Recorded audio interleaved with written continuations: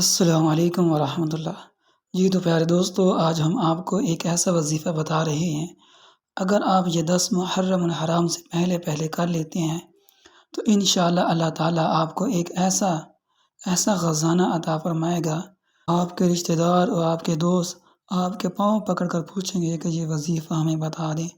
جیسا کہ اسلامی سال کا پہلا مہینہ محرم الحرام ہے، اللہ رب العزہ نے سال کے 12 مہینوں میں مختلف دنوں اور راتوں کی خاص فضیلت اور اہمیت بیان کر کے ان کی خاص برکات اور خصوصیات بیان فرمائی ہیں۔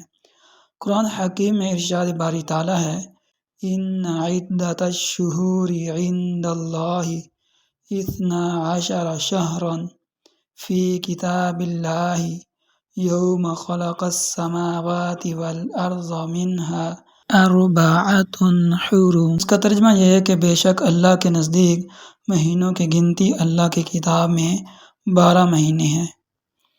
جس دن سے اس نے آسمانوں اور زمین کو پیدا فرمایا ان میں سے 4 مہینے جو حرمت والے ہیں۔ 4 مہینے رجب، ذی القعدہ، ذی الحجہ اور محرم ہیں۔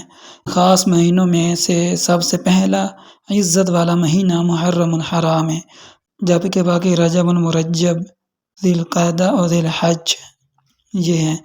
یہ تمام مہینے اللہ تعالیٰ کے ہاں بہت زیادہ قابل احترام ہیں، اس لیے اسلام سے پہلے بھی دیگر مذاہب میں ان مہینوں کا احترام کرتے ہوئے لڑائی جھگڑے اور جنگ و قتال سے منع فرمایا گیا تھا۔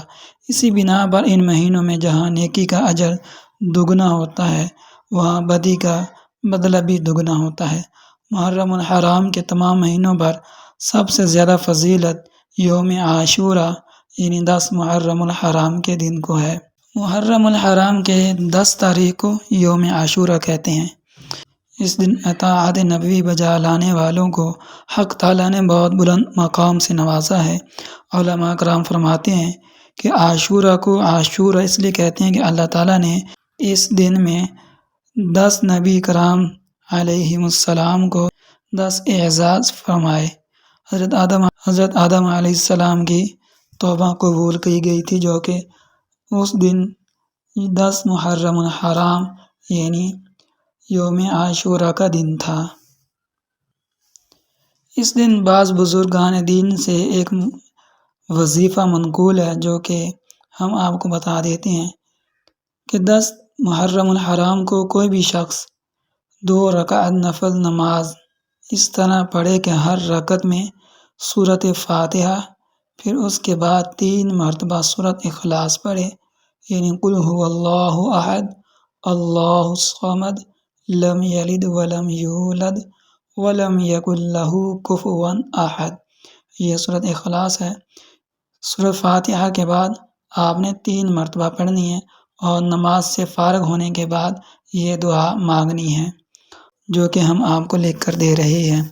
تو بفضل باری تعالیٰ اس عمل کی برکت سے پروردگار عالم اس شخص کو شیطان کے شر سے محفوظ رکھے گا اور اسے اپنے حفظ و امان میں رکھے گا، اور اس کے رزق میں خیر و برکت اور اس کے مال میں اللہ تعالیٰ برکتیں اور رحمتیں نازل فرمائے گا۔